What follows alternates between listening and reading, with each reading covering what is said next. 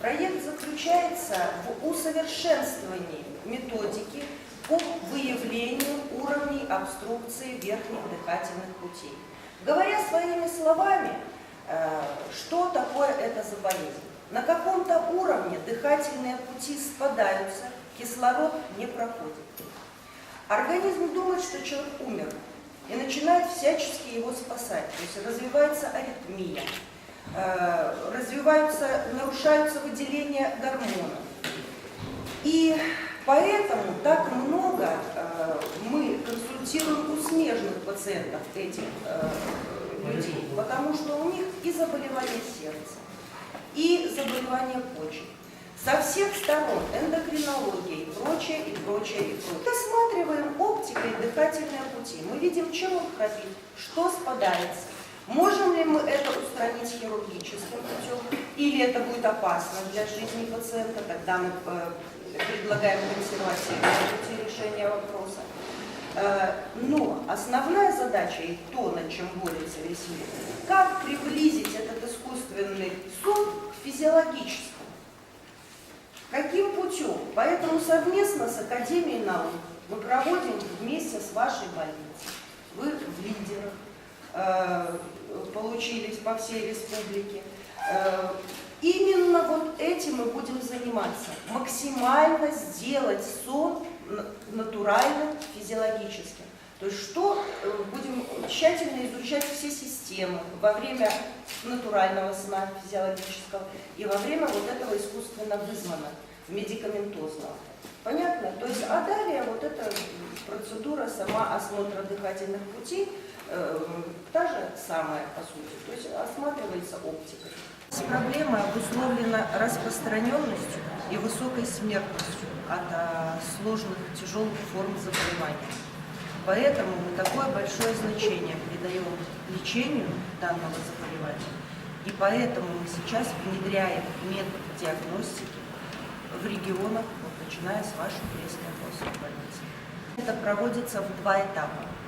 Это этап диагностики, который включает в себя первый этап, они уже пришли с этим выполненным этапом, они имеют первичный диагноз.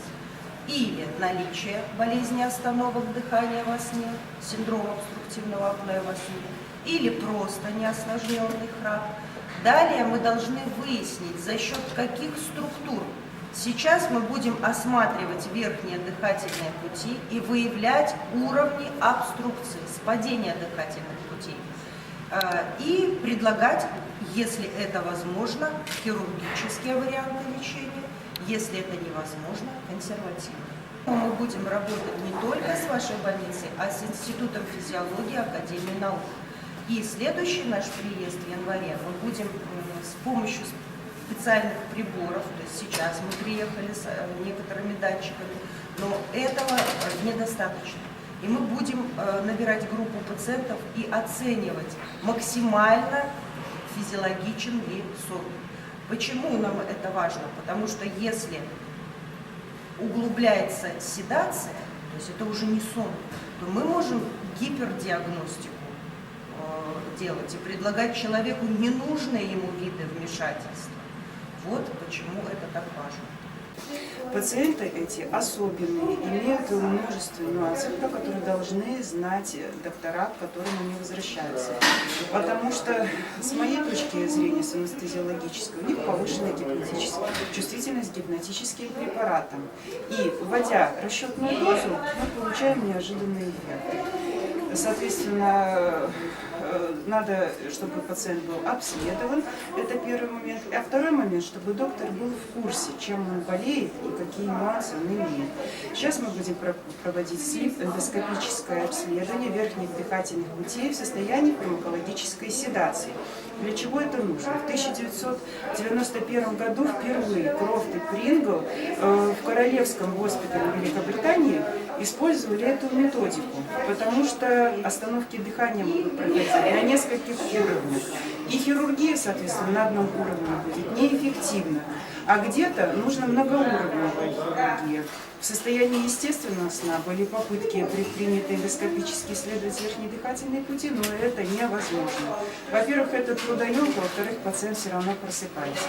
Поэтому была предложена фармакологическая седация, и в этом состоянии пациента обследует эндоскопически, смотрит, на каких уровнях происходит обструкция, соответственно, предположительно, на этих уровнях она и будет происходить ночью. После этого хирург формирует свой план лечения. И, возможно, не только в таком случае хирургическое лечение или консервативное, но, возможно, и комбинированное, даже для пациентов с тяжелой формой апноэ, что не совсем традиционно, потому что считается, что пациенты с тяжелой апноэ должны лечиться консервативно с помощью СИПАП-аппарата. И да, на самом деле эта методика эффективная, признанная во всем мире, но, к сожалению, преемственность этой терапии очень низкая. По некоторым данным литературы, где-то 85% в конечном итоге пациентов отказываются от СИПАП-аппарата из-за его дороговизны, из-за побочных эффектов, из-за клаустрофобии, которая очень часто встречается у людей, и в конечном итоге они остаются вообще без помощи. Поэтому хирургия, на самом деле, она важна, и надо просто произвести тщательный отбор этих пациентов или же их тщательную подготовку. Седации достаточно. Почему? Потому что мы хотим имитировать картину обструкции, которая происходит ночью. Она происходит не в наркозе у человека, а в естественном сне. Конечно же, седацией мы не добиваемся естественного сна ни в коем случае, но мы можем варьировать глубину седации, поверхностной или глубокой, в зависимости от того, как человек спит. А это мы узнаем после полисомнографического обследования и анализа автоматической гипнограммы.